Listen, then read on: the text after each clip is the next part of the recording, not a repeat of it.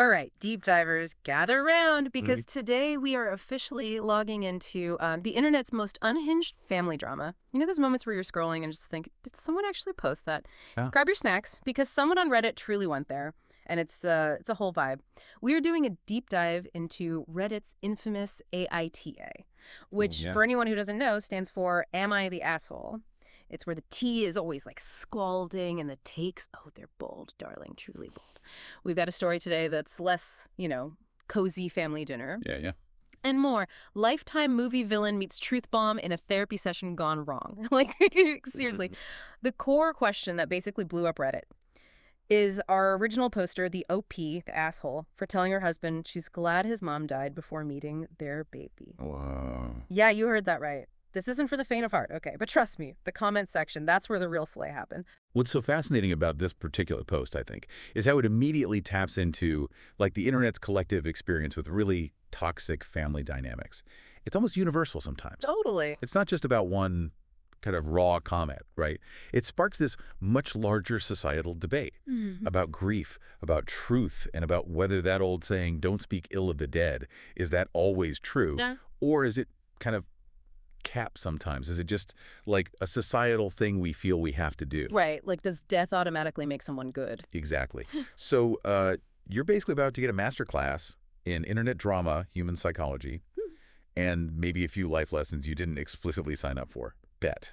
Okay, let's get into this chaotic masterpiece. ROP's mother-in-law, the MIL, apparently giving main character villain energy from day one. And I'm not talking subtle shade here. I mean full-blown, almost cartoonishly evil stuff. Like, for starters, she called OP a gold digger for marrying her son, who's an accountant. An accountant, okay. Wait, like, sis, for what? The spreadsheets. Lol. The audacity is just what? It really seems like the MIL had this very specific and, yeah, super negative narrative about the OP right from the beginning, which often indicates, maybe some deeper insecurity. Yeah. Or, like, a need to control her son's relationships. It's classic. Oh, it gets even wilder. This woman would just forget to invite OP to family holidays for 3 whole years. 3 years, wow. Yeah. That's not forgetting. That's like active strategic ghosting. Chef's kiss for that level of passive-aggressive villainy. But the best part, the piece de resistance, she once mailed her son a framed photo of his ex-girlfriend. No. Yes, with a note saying, the one who got away. Oh, my God. Honestly, the MIL had negative riz, just none. Yeah. She was clearly on a mission to make OP's life a living heck. That pattern of behavior, it's not just, like, rude. It's a sustained campaign of emotional abuse, really. Manipulation. The goal seems pretty clear.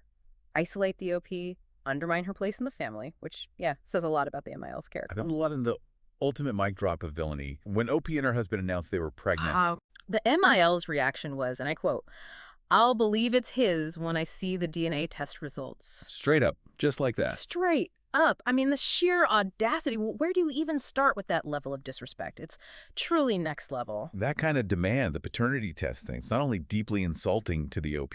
Obviously. But it also kind of casts a shadow over her husband's trust. Yeah. The whole legitimacy of their relationship. And it really raises that big question. Throughout all these incidents, what was the husband doing? What was his relationship like with his mom? Exactly. And, like, crucially, how did he handle his wife being treated like this? Was he protecting her or just kind of letting it happen, being passive? Exactly. That's the real tea right there, isn't it? Yeah. So then, in a twist that feels totally plucked from a Lifetime movie, because, of course, the MIL died suddenly last year, car accident. Oh, wow. Yeah. And OP's reaction to this tragic news, no tears, just pure unadulterated relief. Low-key, you can kind of get why, right? It's dark, but it's a real feeling for people in these situations. Yeah, that highlights a really complex emotional landscape, doesn't it? Society expects a certain, decorum around death. Right, the whole don't speak ill of the dead thing. Exactly. But for someone who's endured years of abuse, relief is a very human response. Maybe uncomfortable, but human. Not celebrating the death itself, maybe, but more like a release from ongoing pain. For sure. Okay, so fast forward to now. Their daughter is 4 months old. Life is, newborn chaotic. Oh, yeah. Been there. So last night, the husband gets drunk, gets tearful, missing his mom. He says, "I wish mom could held her just once." Oof. And OP, sleep-deprived, probably sore from breastfeeding, hasn't seen the inside of her own brain in weeks. Okay. She just snapped. She says, and I quote, "Thank God she didn't. She would have made our kid feel like shit the way she did me." Wow. Okay, straight shot. How? Right there. And in that moment of just raw honesty, Mm-hmm. the husband called her a heartless bee and went to the couch. Yep. Hit the couch. Classic. So this is where the story kind of shifts. Okay. It's not just about the MIL's bad behavior anymore. Now it's about the immediate, like really painful fallout in the marriage itself. Totally. The OP's comment. Yeah, maybe the timing was bad, maybe the delivery wasn't great, but it's such a visceral expression of all that pain she felt. Yeah. And maybe the lack of protection she felt from him. Like, the drama is real. OP admits, yeah, part of her knows she crossed a line, especially right then. But another part stands by it. She's basically like, she was cruel. Death doesn't magically erase that. Full stop. And she also thinks he's grieving this fantasy mom, the version he wished she was, the mom who wasn't actually real. Right, the idealized version. Meanwhile, OP is over here with stretch marks and a baby who finally sleeps for more than 2 hours, just unapologetically not sorry.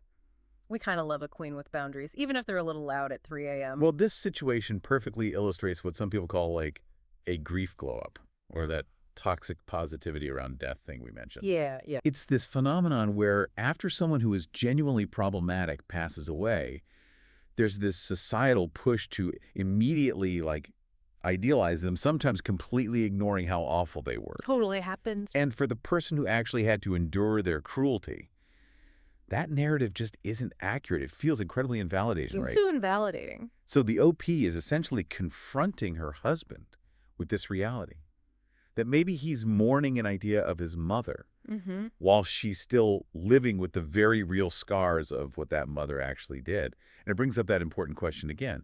When does grief become like an excuse to ignore someone else's actual lived experience? Okay, now here's where it gets really interesting. The comment section. Oh, my gosh. Reddit comment sections are always a journey. It's a whole mood. Immediately, Redditors were like full detective mode, asking, hold up, was the husband even defending you during all this? Good question. The consensus was mostly NTA for OP. A big chunk of the community was on her side. But, it's Reddit. So there was also a significant ESH everyone sucks here group. Always. One comment was just deadpan. Did he ever try to stop that? No, he always apologized, but never really did anything. And yeah, that's kind of sus. People were dragging the husband, calling him everything from spineless to coward, saying he had no riz when it came to actually defending his wife against his toxic mom. Ouch. That's rough. One user literally said OP dodged a fine bullet with the MIL dying, but then added that she's currently married to the second bullet. Whoa.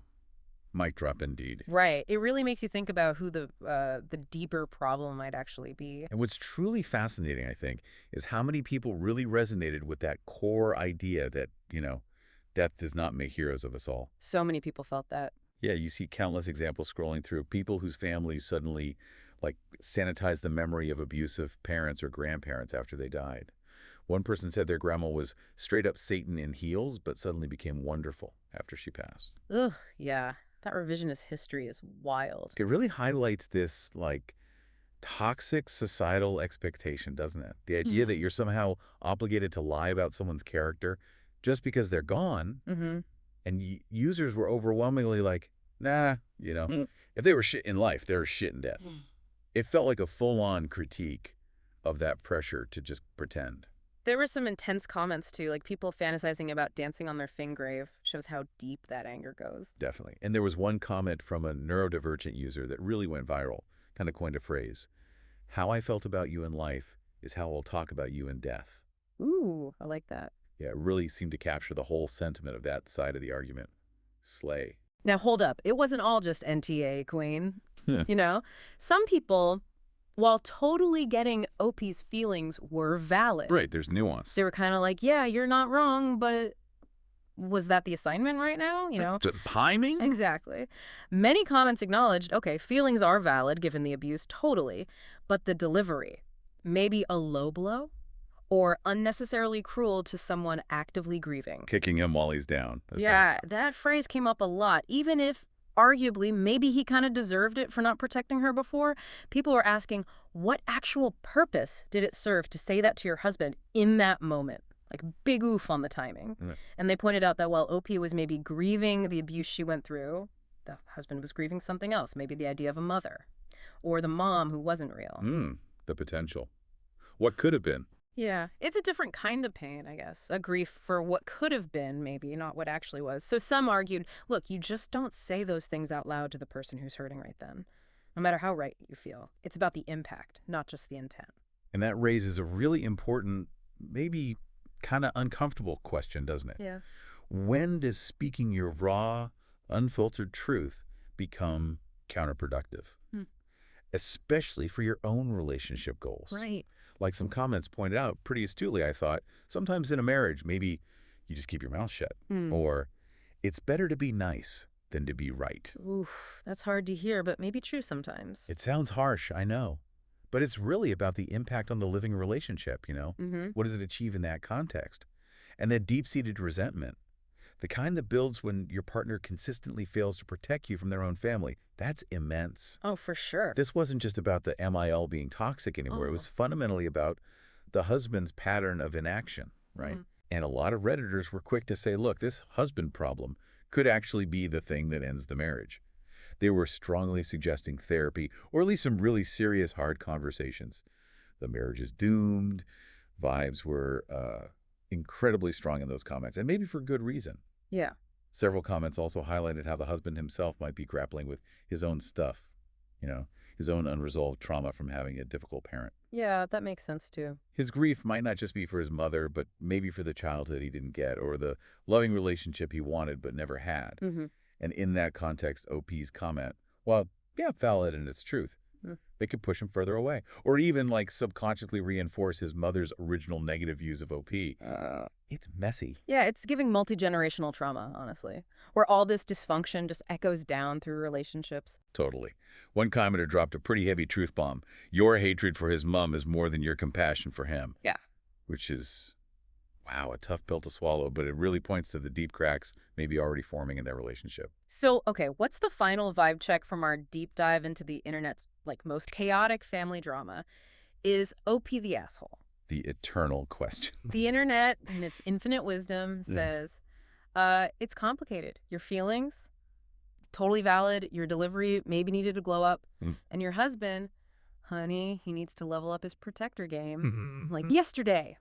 Stat! And if we try to connect this specific kind of wild story to the bigger picture, the broader human experience, it's a really stark reminder, isn't it, that while we can't control how other people grieve or how they choose to remember folks who were difficult, right, we absolutely do control how we navigate our own pain, and crucially, how we protect and nurture our current relationships, the ones we're actually living in. The truth can set you free, yeah. But as this story perfectly shows, sometimes it also sets your spouse squarely on the couch for the night. It's kind of a call to action for you, the listener, maybe. Are you confronting those uncomfortable truths in your own life? Or are you maybe letting toxic situations just fester? Because it feels easier. That's a good point. And maybe even more importantly, are you protecting your people, the ones who actually need you to stand up for them? Food for thought, my friends. This whole saga is just a prime example of how trauma, grief, and a total lack of boundaries can create an absolute dumpster fire of a situation. It's giving toxic family for the win, even from beyond the grave. Yikes. All right, deep divers, that was a wild one, right? Seriously intense. Definitely a lot to unpack there. Yeah. Let us know what you think in the comments. Was OP justified? Or was that comment pure, unadulterated chaos? Where do you land? Seriously, subscribe and write comments. We genuinely want to hear if you've ever been in a similar death doesn't erase cruelty kind of situation. Spill the tea. We're nosy. Don't forget to subscribe to the deep dive. Smash that notification bell like it owes you money. And leave us a comment. Your thoughts are basically our oxygen, bestie. We'll catch you next time for another deep dive into the internet's craziest stories. Peace out.